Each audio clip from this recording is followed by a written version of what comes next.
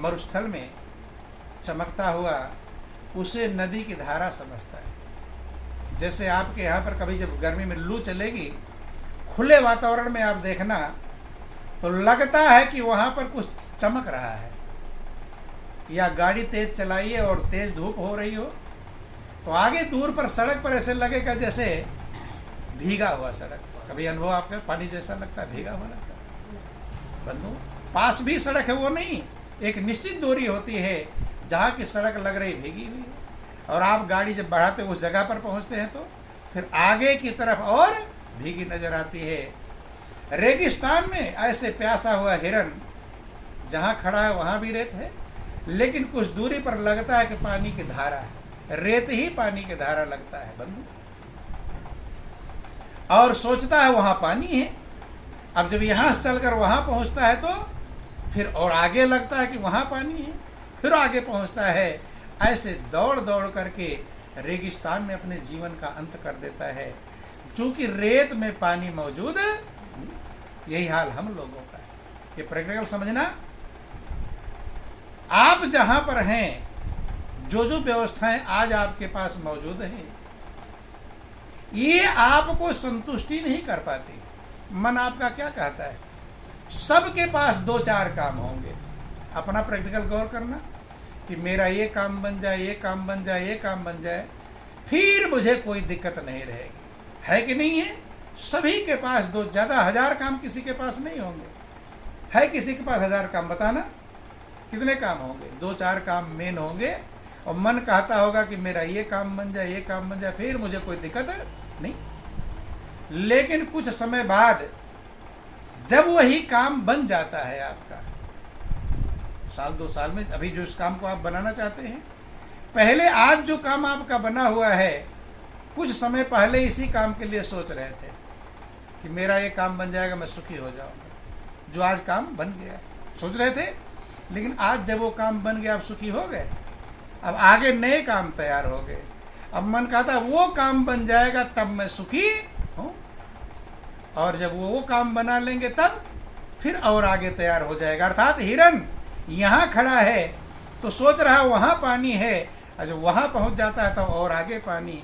ऐसे जिंदगी का अंत कर लेता है, लेकिन रेत से प्यास बुझने वाली नहीं। ऐसे जो हमारा मन ये धोखा देता है, क्या देता है? धोखा देता है। मन जो कह रहा है कि वो काम बन जाएगा तो मैं सुखी हो जाऊंगा। कई बार आपने ये काम किया होगा, नहीं होगा? बचपन से सोच लो, कितनी बार आपने सोचा होगा कि मेरा ये काम बन जाएगा, मैं सुखी हो जाऊंगा, और वो काम बन गया होगा, लेकिन फिर भी आप सुखी नहीं हो पाए, क्योंकि उसके आगे नए काम तैयार हो जाते कि नहीं हो जाते हैं? आज भी जो आप सोच रहे हैं कि मेरा ये काम बन जाएगा, मैं सुखी हो जाऊंगा, वो काम बनने के बाद भी आप सुखी नहीं हो पाएंगे। वो काम बनते ही नए काम आगे तैयार हो जाएंगे। क्यों? कि वो रेत के कण से प्यास बुझने वाली नहीं। कि रेतों के क्या कणों से तेरी प्यास बुझ सकेगी, चातक हृदय को जब तक घनश्याम घन ना होगा। रेत के कण से जैसे प्यास नहीं बुझ सकती है, ऐसे संसार की जिन चीजों से आप अपनी प्यास बुझाना चाह रहे हो, वो रेत के कण हैं, वो प्यास बुझाने वाले नहीं। जैसे कोई प्यासा हो, आप उसे पानी मत दो, और पानी के अलावा सब सामान दे दो, भोजन, मेवा, मिष्ठान, खान, पकवान, घी, दूध, दही, हलवा, पूड़ी, रबड़ी, मलाई, सारे सामान दे दो, लेकिन पानी ना दो, तो उसे संतुष्टि मिल जाएगी। और अगर भोजन करा दिए तो प्यास और बढ़ जाएगी। यही हाल हम लोगों का है, यही हाल है। उदाहरण समझना, आपकी आत्मा प्यासी है परम आनंद के लिए, उस आनंद के लिए प्यासी है जो आनंद कभी छूटे नहीं। या आप चाहते हैं वो सुख के लिए प्यासी है जो सुख मिल जाए फिर छूटे नहीं। चाहती कि नहीं? अपने दिल से पूछो, कौन सा सुख आप चाहते हैं? आप चाहते जो सुख मिले फिर छूटे नहीं। और दुनिया में जहाँ जहाँ सुख ढूंढ रहे हैं, वहाँ ऐसा सुख मौजूद नहीं है कि मिल जाए फिर छूटे नहीं। क्यों? क्योंकि दुनिया की हर चीज़ें छूटेंगी, ये नाशवान है। कि जो मिला है वो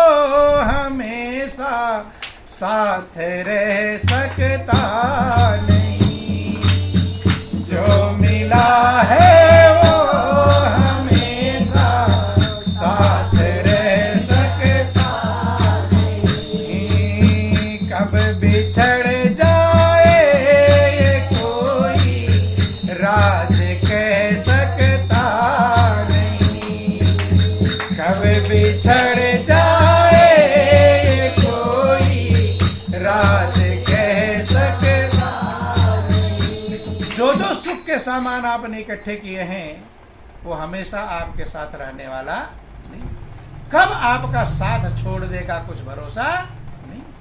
और जिसके मिलने पर ज्यादा सुख मिलता है उसके बिछड़ने से उतना ही दुख मिलता है। बंधु ध्यान देना, दुनिया की जितनी चीजें हैं आज नहीं कल, कल नहीं परसों, ये छूट जाएगी, छूटेंगी। इसलिए महापुरुष कहते हैं आपकी आत्मा शाश्वत सुख को ढूंढ रही है, परमानेंट सुख को ढूंढ रही है, परमानंद को ढूंढ रही है, जो आनंद मिले फिर छूटे नहीं। और वो आनंद दुनिया के पदार्थों में मौजूद नहीं है, वो आनंद आप ही के पास है। कहाँ है? आप ही के पास। ध्यान देना कि जिसकी तुम्हें तलाश है वो तुम्हारे ही पास है, वो आनंद आपकी आत्मा में। ध्यान देना, लेकिन उस अपने अंदर हम आनंद को नहीं ढूंढते। कोई ढूंढता है? कहाँ ढूंढता है? दुनिया के पदार्थों। ऐसे समझ लेना जैसे कुत्ता होता है ना, कुत्ता सूखी हड्डी चबाता है। कभी देखा होगा आपने? सूखी हड्डी, उसमें कुछ नहीं है, सूखी हड्डी को कड़र कड़र कड़र चबाता है, तो उस सूखी हड्डी में कुछ मिलता होगा उसे। अब पता फिर क्यों चबा रहा है? कुछ तो ना कुछ मिलता होगा। अब क्या मिलता है आपको समझाते हैं। जब कुत्ता सूखी हड्डी चबाता है तो उसके मसूड़े छिल जाते हैं, कट जाते हैं। क्या होते हैं? कट जाते हैं। आप भी कोई ऐसी चीज खा लो तो आपके कहीं कहीं कट जाता है, लग जाता है, टाइट ऐसी चीज होती है बंधु। जब मसूड़े छिल जाते हैं तो उसमें से खून निकलता है। क्या निकलता है? खून। और वो खून वो जब अंदर उसके जाता है तो मिठास लगती है।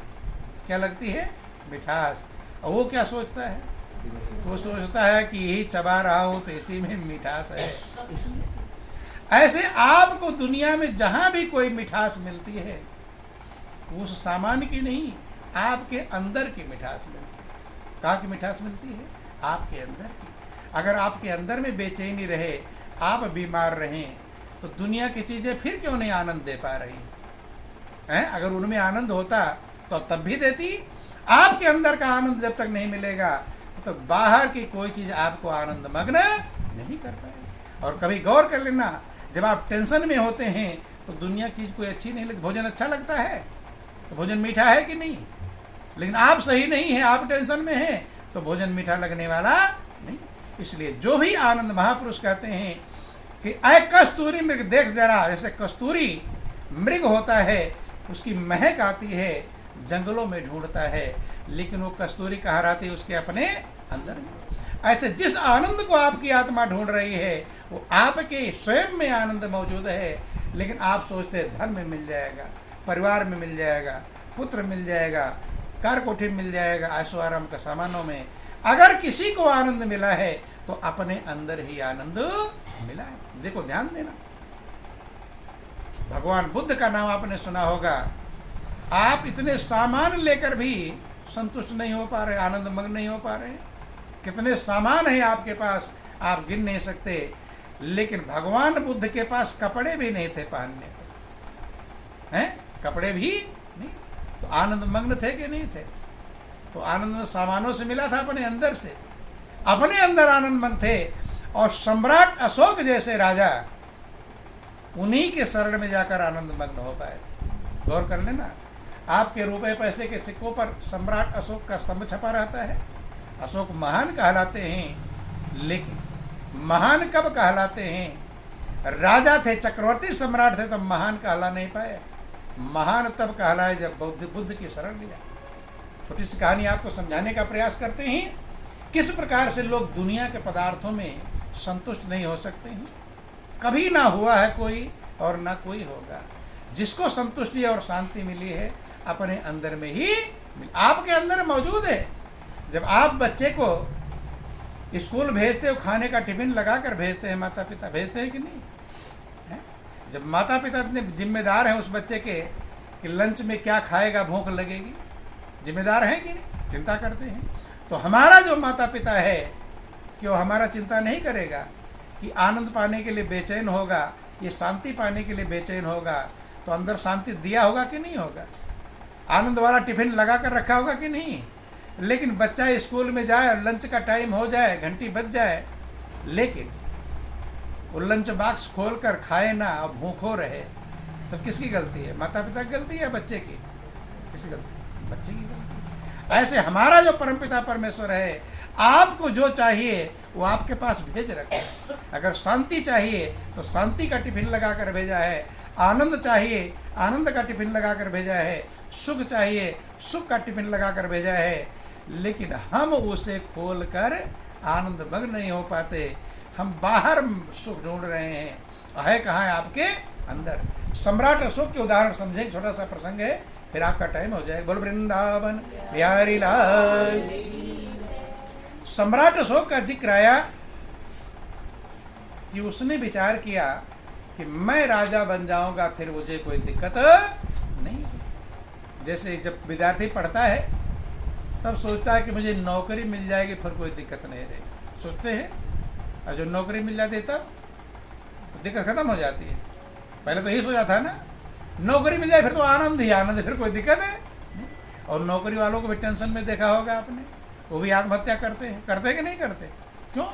पहले जो सोचा सही सोचा था, अर्थात आपका मन सोचता है वो सही ज्ञान उसे मौजूद नहीं। अब नौकरी मिल जाएगी फिर क्या सोचेगा? फिर सोचेगा कि अब प्रमोशन हो जाएगा तब सुखी होऊंगा, मतलब आगे बढ़ता रहेगा, लेकिन संतुष्टि। ध्यान देना, सम्राट अशोक ने विचार किया कि मैं राजा बन जाऊंगा, फिर कोई दिक्कत नहीं। जिक्र आता है, कहीं कहीं तो जिक्र आता है कुछ भाइयों को कत्ल करके गद्दी पर बैठ गया, जैसी व्यवस्था जो भी रही हो, अर्थात अच्छे बुरे कैसे कर्म करके उसने गद्दी को प्राप्त कर लिया। जब गद्दी को प्राप्त कर लिया, राजा बन गया। तो पहले क्या सोच रहा था कि मैं राजा बन जाऊंगा, फिर कोई दिक्कत नहीं, आनंद मग्न हो जाऊंगा, और राजा बन गया। तब अब राज्य की जिम्मेदारियां हैं, अब राज्य की चिंता बढ़ गई कि कहीं दूसरा राजा अगर मेरे राज्य पर चढ़ाई कर दिया और मेरी सेना हार गई तो राजा तो मुझे बंदी बना लेगा, जेल में डाल देगा, फिर तो और बेचैन। अब ये टेंशन बढ़ गया। अर्थात खाली राजा बन जाने से संतुष्टि मिलने वाली, अब तुम दूसरा राजा कोई तुम्हारे राज्य को छीन न सके। इसके लिए गोला बारूद, सेना तैयार करना, फौज तैयार करना, ये करना वो करना। अब रात को जो सोता था ना, वो सोने वाला नींद भी अब हराम हो गई, अब नींद भी नहीं लगती। रात को ही सोचता रहता था कहीं इधर से कोई सेना न अटैक कर दे, चिंता लगी रहती थी। और खाली अपना राज्य बचाना सिर्फ यही नहीं है, दूसरे का राज्य जीत कर अपने राज्य में मिलाओगे तो बड़े राजा कहलाएंगे। चक्रवर्ती, ये भी तो काम है। जैसे आगे बढ़ोगे तब ड्यूटी बढ़ जाएगी, जिम्मेदारी बढ़ जाएगी। बंधु अब सोचने लगा कि मैं दूसरे राज्य को अपने राज्य में जीत कर मिलाऊंगा तो मैं चक्रवर्ती सम्राट कहलाऊंगा। अब सेना रात दिन संगठित किया, गोला बारूद इकट्ठा किया, सेना फौज इकट्ठा किया, और कई राज्यों को जीत कर अपने राज्य में मिला लिया। अर्थात चक्रवर्ती सम्राट भी बन गया, लेकिन संतुष्टि मिली नहीं। उसी दौरान जिक्र आता है कलिंग पर चढ़ाई, कभी आपने पढ़ा होगा। कलिंग अब उड़ीसा राज्य में पड़ता है। सम्राट अशोक ने कलिंग राज्य पर चढ़ाई किया। जब कलिंग पर चढ़ाई किया तो खून की धाराएं बह गई, बहुत सारे लोग मारे गए। आज भी आप देखते होंगे रूस और यूक्रेन का युद्ध चल रहा है, कितने सारे लोग मारे जा रहे हैं। लेकिन क्या दया आ रही है? दया है? एक व्यक्ति कितने लोगों को मार डाल रहा, मरवा डाल रहा? नहीं, इसमें गौर करना। एक का विचार ही तो है, विचारों की लड़ाई है कि मैं बड़ा बना रहा हूँ, दूसरा सोचता मैं बना रहा हूँ, यही लड़ाई होती है। उसके बदले कितने मर जाएंगे कोई फर्क नहीं। बंधु ध्यान दें, ऐसे सम्राट अशोक ने चढ़ाई किया, खून की धाराएं बह गई, बहुत सारे लोग मारे गए। लास्ट में स्त्रियां नंगी तलवार लेकर आ गई लड़ने के लिए। जब स्त्रियां आ गई सम्राट अशोक को खबर मिली स्त्रियां आई हैं लड़ने। सम्राट अशोक ने विचार किया स्त्रियों से, हारना तो हारना है, जीतना भी हारना है, नहीं है। कोई कह दिया अरे क्या जीता, स्त्रियों जीता था तो ऐसे हीन हो जाए। सम्राट अशोक गए, कहते कि आप लोग वापस जाओ, आप लोग अपने भाइयों को भेजो, बेटों को भेजो, पतियों को भेजो, हम स्त्रियों से युद्ध नहीं कर सकते। उसी में कोई ज्ञानी स्त्री थी। ज्ञानी का मतलब जो जिंदगी जीने का तरीका जान जाए, सीख जाए, मुझे जिंदगी कैसे जीना चाहिए, द आर्ट ऑफ लिविंग, कैसे मुझे जिंदगी जीनी चाहिए। पूरी जिंदगी गुजर जाती है लेकिन मनुष्य ये समझ नहीं पाता। आज सोचता ऐसा करूं तब सही रहेगा, कुछ दिन बाद सोचता नहीं अब ऐसा करो तो सही रहेगा। जिंदगी तो सीखने में कैसे चलेगा, पूरी जिंदगी यही नहीं समझ पाता मुझे कैसे जिंदगी जीना चाहिए। बंधु, अब सम्राट अशोक का जिक्र आता है, जब उन्होंने कहा आप लोग वापस जाओ, उसी में कोई ज्ञानी स्त्री थी जो जिंदगी जीने की रास्ता समझ चुकी थी, जिंदगी सही प्रकार से वो सोच आगे निकलती है। कहती सम्राट मुझे आपसे एक बात पूछनी है। क्या पूछनी है बतलाओ। कि पहले आपके मन में यह था कि मैं राजा बन जाऊंगा, फिर मुझे कोई दिक्कत नहीं, अच्छे बुरे जैसे कर्म करके आप राजा बन गए, लेकिन क्या दिक्कत खत्म हो गई, क्या चिंता खत्म हो गई, क्या जीवन आनंद मग्न हो गया, कि शांति मिल गई। वो कहता है कि सही में अगर मैं बताऊं कि जब मैं राजा नहीं बना था तब जितना खुश था, राजा बनने के बाद और टेंशन में आ गया। रात को जो सोता था ना, वो नींद भी खराब हो गई। कहती उसके बाद आप चक्रवर्ती सम्राट बने, तमाम सारे राज्यों को आपने मिला लिया, क्या संतुष्टि मिल गई। उसने कहा अब तो ऐसा समय मेरे लिए आ गया, सही बतलाऊ मैं। सम्राट अशोक कहते हैं जब लोग मेरी जय जयकार करते हैं तो वो जय जयकार मुझे खुशी नहीं देता, मुझे अंदर बेचैन करता है। लोग कहते सम्राट अशोक की जय हो, लेकिन मैं टेंशन में आता हूँ, क्या जय हो रही है, मैं तो खुद बेचैन हूँ। नहीं समझ में, गौर करना बंद। और सब काम किया किसके लिए किया था, खुद को सुखी करने के लिए। मैं अपनी टेंशन में हूँ, कब मेरा हार्ट अटैक हो जाएगा कुछ भरोसा है। रात दिन टेंशन घूमता रहता है। वो स्त्री कहती है कि राज्य के नहीं, पूरे संसार के आप मालिक बन जाओगे, लेकिन इससे शांति मिलने वाली नहीं। कि जिस शांति की तुम्हें तलाश है वो तुम्हारे ही पास है, वो हृदय में मिलेगी, और बाहर दुनिया में कभी किसी को नहीं। बंधु, सम्राट अशोक सीधे पैरों पे पड़ते हैं कि तुम मेरे गुरु हो। क्या हो, क्यों? कहते हैं कि मैं राजा बना, चक्रवर्ती सम्राट बना, तुम्हारे दो बातों से जितने मुझे तृप्ति मिली, संतुष्टि मिली है, इतना राजा महाराजा सब बनने के बाद मुझे मिला नहीं। वो कहती गुरु के तो मैं चरणों की एक धूल भी नहीं। समझाया तो वो स्त्री महात्मा बुद्ध की शिष्या थी। किसकी थी? महात्मा बुद्ध की शिष्या। उसने कहा बुद्ध की शरण में। बंधु ध्यान देना, तब सम्राट अशोक का कभी आपने पढ़ा होगा, इतिहास में वर्णन आता है, सम्राट अशोक कहते बौद्धम शरणम गच्छाम, संघम शरणम गच्छाम, धर्मम शरणम गच्छाम। अब मैं बौद्ध के शरण में जा रहा हूँ, अब मैं संघ के शरण में जा रहा हूँ, अब मैं धर्म की शरण में जा रहा हूँ। किसके शरण में? धर्म की शरण में। ध्यान देना, बौद्ध, जैन, सिख, ईसाई, मुस्लिम, हिंदू, एक ग्रुप और समुदाय हो सकते हैं, लेकिन धर्म का मतलब होता है सिर्फ धारते ही धर्म, जो धारण करने योग्य है उसको आप धारण कर ले, वही धर्म है। क्या है? जो धारण करने योग्य है उसे धारण कर लेना ही धर्म है। और धारण करने योग्य मात्र है परमात्मा। कौन धारण करने योग्य है? परमात्मा धारण करने योग्य है, क्योंकि उसी में सब कुछ है, वही पूर्ण है, और सारा संसार अधूरा है। और आपकी आत्मा पूर्ण को ढूंढ रही, पूरे को ढूंढ रही है। कोई काम आपका पूरा हो जाए तब खुश होते हैं कि आधा अधूरा रहे तब? हर चीज पूरा करना चाहते हैं, और पूरा मात्र परमात्मा है, दुनिया में और कुछ भी पूर्ण नहीं। इसलिए को पूर्णमत से पूर्ण आदाय पूर्ण अवशिष्टे, उस पूर्ण वही पूर्ण है, और उस पूर्ण में से आप पूर्ण भी ले लेंगे तो पूर्ण ही बचेगा। अनंत में से कितना भी निकाल ले, अनंत ही बचेगा। बंधुओं ध्यान देना, इसलिए जो उधर गया है वो संतुष्ट हो पाया, और जो दुनिया में ढूंढा उसे संतुष्टि मिलने वाली। तब सम्राट अशोक बुद्ध की शरण, महात्मा बुद्ध की शरण में जाते हैं। और जब उन्होंने सच्चाई को समझा, जीवन जीने की कला को समझा, तो हर व्यक्ति चाहता कि मेरा बेटा बेटी सुखी रहे। चाहते कि नहीं चाहते? ये प्रयास करते हैं। तो उनके एक बेटा था और एक बेटी। बेटे का नाम महेंद्र और बेटी का नाम संघमित्रा।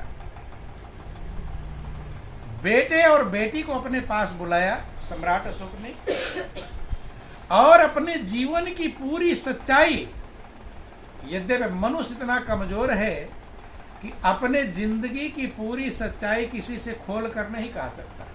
कह सकता है, खोलने की क्षमता ना जाने क्या अच्छा बुरा कर्म किया है। लेकिन सम्राट अशोक ने अपने बेटा और बेटी के सामने अपने पूरे जीवन की पूरी सच्चाई खोल कर रख दिया कि ये मेरी जिंदगी है, मेरा जिंदगी खून से रंगा हुआ है, बुरे कर्म से रंगा हुआ है। कैसे भी करके मैं राजा बना, चक्रवर्ती सम्राट बना, लेकिन मुझे जो प्रभु के चरणों में, सत्य के चरणों में, धर्म में जो मुझे शांति और संतुष्टि मिली, और राजा महाराजा बनने में भी नहीं मिली। अब तुम दोनों बताओ कि तुम लोग जहां से मैं चक्कर लगा के आया हूं वहीं से आना चाहते हो या सीधा ही पहुंचना चाहते हो? तो वह कहा कि बाढ़ है पूत पिता के धर्म, माता पिता का संस्कार बच्चों पर पड़ता है। संस्कारवान बच्चे थे, तो उन्होंने, सम्राट अशोक कहते मैं तो राजा भी बन गया, चक्रवर्ती सम्राट बन गया, न जाने तुम राजा बन भी ना पाओ, कुछ भरोसा। लेकिन वो बनने के बाद भी संतुष्टि नहीं मिली। संतुष्टि, शांति मिली अपने अंदर में। कहाँ मिली? अंदर, अपनी आत्मा में, अपने परमात्मा में, जो आपके हृदय में मौजूद है। अगर मिलेगा तो वहीं मिलेगा, उसके अलावा कहीं मिलने वाला नहीं। बंधु, दोनों ने अंदर का ज्ञान प्राप्त किया, आत्मा का ज्ञान। ध्यान देना, इसलिए भगवान कृष्ण ने सारे 7 वेद पुराण यही कहते हैं कि अपने अंदर का ज्ञान प्राप्त करो। कहते कि नहीं कहते? भगवान कृष्ण के लिए अर्जुन कितने प्रिय थे, बचपन से सखा हैं, ममेरे फुफेरे भाई हैं, साले बनोए का रिश्ता है, सारथी बनकर रथ हाँक रहे हैं, 4 रिश्ते मौजूद हैं। लेकिन भगवान कृष्ण कहते हैं, अर्जुन तू तत्व ज्ञान प्राप्त कर। क्या प्राप्त कर? तत्व। जिस तत्व के रहने से आप जीवित हो, जिसके हटते ही आपकी मृत्यु हो जाएगी, आप लुढ़क जाएंगे, वो तत्व आत्म तत्व है, वो परमात्म तत्व है। भगवान कृष्ण अर्जुन को आत्म तत्व को प्राप्त करने के लिए संदेश देते हैं। गीता अध्याय, चाहे गीता बहुत लोग पढ़ते हैं, पढ़ते रहते हैं, पाठ करते रहते हैं, लेकिन क्या समझा रहे हैं भगवान कृष्ण, इस बात को समझ नहीं पाते। कोटापुरी माला मंत्र करते रहते हैं, लेकिन भगवान कृष्ण कह रहे हैं आत्म तत्व को प्राप्त कर। क्या प्राप्त कर? आत्म तत्व। अर्जुन को समझाते हैं, और अर्जुन के माध्यम सारे संसार को समझाते हैं। वो आत्म तो आपके अंदर है, आपके पास है। कहते अर्जुन गीता अध्याय 4 श्लोक 34 में समझाते हैं, तद विद्धि प्रणिपातेन पर प्रश्न सेवया उपदिच्छन्ते ज्ञानम ज्ञातदर्शना के। अर्जुन, तू किसी तत्वदर्शी महापुरुष शरण में जा। तत्वदर्शी का मतलब जो उस आत्म तत्व को जानते हैं और तुझे जना सकते हैं, उनकी शरण में जा। प्रेम पूर्वक दंडोत प्रणाम कर, प्रणाम कर, झुक जा, नम्र हो जा। चूंकि कोई भी चीज मिलेगी झुकने से, और बिना झुके मिलती नहीं। जैसे आपको पड़ोसी से कुछ सामान मांगना है, तो आप प्रार्थना करके मांगोगे, आकड़ करके मांगो, कैसे मांगेंगे? जाओ चल निकालिए, फटकार लगाओगे तो देने का मन भी कहेगा तो देने वाला। ये अर्जुन को समझा दे रहे भगवान कृष्ण। ये तत्वदर्शी संत की शरण में जाना तो पहले झुक जाना, दंडोत प्रणाम कर। भाई अर्जुन कहीं जाए और फिर भी चूक जाए आकड़ कर मांगने लगे, तो पहले समझा दे रहे हैं, रास्ता बता दे रहे हैं। तू किसी तत्वदर्शी महापुरुष शरण में जा, प्रेम पूर्वक दंडोत प्रणाम कर, विनम्र भाव से उनकी सेवा कर। क्या कर? सेवा। और सेवा से ही मेवा मिलती है। आप लोग भी आरती में गाते हैं, संत की सेवा मांगते हैं। किसकी सेवा मांगते हैं? संत। याद नहीं रहता हम क्या, चूंकि लोगों ने सीख लिया है कि 440 की स्पीड में आरती गाते हुए गा लो, खत्म हो जाए जल्दी। उसको समझना भी है और उसे करना भी है, तब कल्याण होगा। गाते हैं कि विषय विकार मिटाओ, पाप हरो देवा, स्वामी पाप हरो देवा,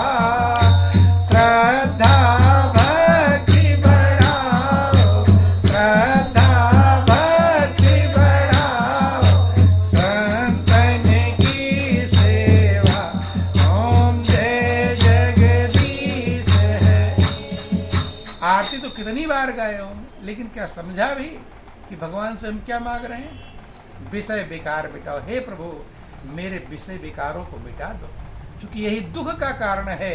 अगर संसार में दुख मिलता है तो विषय विकारों के, विषय के 5 रूप हैं: शब्द, स्पर्श, रूप, रस और गंध। इन्हीं 5 विषयों में सारा संसार फंसा हुआ है और दुख उठा रहा है। तो प्रार्थना करता है, विषय विकार मिटाओ, पाप हरो देवा। प्रभु मेरे पापों को हर लो, श्रद्धा भक्ति बढ़ाओ, संतन की सेवा। मेरी श्रद्धा बढ़ा दो, मेरी भक्ति प्रेम बढ़ा दो। किसकी? मुझे संतन की सेवा दे दो। किसी की सेवा मांगते हैं? रोज किसकी सेवा मांग रहे हैं? संतन की सेवा। लेकिन भगवान ने सोचा भाई रोज मांग रहा है, संतन की सेवा दे दो, तो लाओ दे ही दो। अब संतन की सेवा दे दिया, अब भागता दाएं बाएं कटनी कटाता है, अब किधर बचूं? भगवान भी सोचेगा कितना बड़ा मूर्ख है, रोज मांग रहा था संतन की सेवा दो, संतन की सेवा दो, अब मिल गया, अब दाएं बाएं बहाने बना रहा है। नहीं समझ में? क्योंकि समझे नहीं है। गाए तो हैं लेकिन समझे नहीं है। वही सिखाया गया है कि आरती गा लो, हो जाएगा कल्याण। गाने में 3 बातें हैं। पहला काम है गाना, दूसरा काम है समझना, और तीसरा काम है करना। जब करेंगे तब कल्याण होगा, खाली गाने से कल्याण होने वाला नहीं। इसीलिए उस आरती को, ओम जैसे हरे की आरती भी अगर समझ ले, फिर उसके कल्याण में कोई दिक्कत नहीं। उसी आरती में आप लोग गाते हैं कि जो ध्यावे फल पावे, दुख बिन से मन का, स्वामी दुख बिन से मन का, सुख संपत्ति घर आवे, सुख संपत्ति घर आवे, कष्ट मिटे तन का, ओम जय जगदीश। ध्यान देना, आवाज नहीं करो, ध्यान। बोलो वृंदावन बिहारी लाल। जो ध्यावे फल पावे, दुख बिन से मन का। फल प्राप्त कर लेगा। कौन सा फल? दुख बिन से मन का। मानसिक दुख मिट जाएगा, कम नहीं, ये नहीं का घटेगा, मिट जाएगा। मानसिक दुख रहने वाला नहीं। और आज के समय सबसे बड़ा जो दुख है, मन का दुख। शरीर का दुख का तो इलाज करवा लेते हैं, लेकिन मन का दुख, मन में हमेशा टेंशन घूमता रहता है, उसका क्या इलाज होगा? यहाँ इलाज होगा कि दुख बिन से मन का, और सुख संपत्ति घर आवे। सब चाहते मेरे घर में सुख और संपत्ति आ जाए, है? तो सुख भी आ जाएगा और संपत्ति भी आ जाएगी, और कष्ट मिटे तन का, और तन का भी कष्ट मिट जाएगा। अब कुछ बाकी रह जाएगा? कुछ बाकी रहने वाला। लेकिन होगा कब?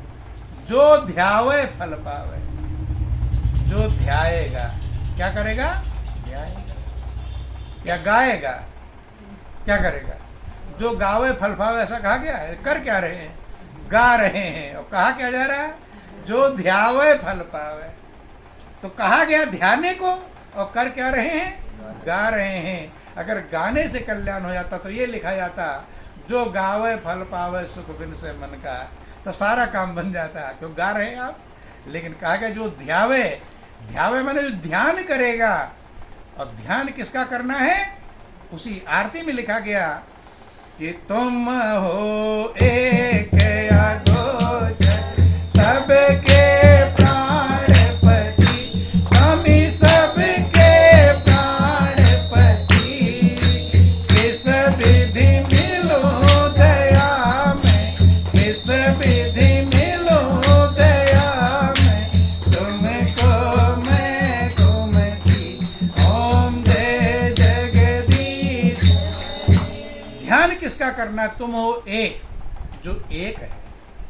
तो पहले एक को ढूंढना पड़ेगा, नहीं ढूंढना पड़ेगा?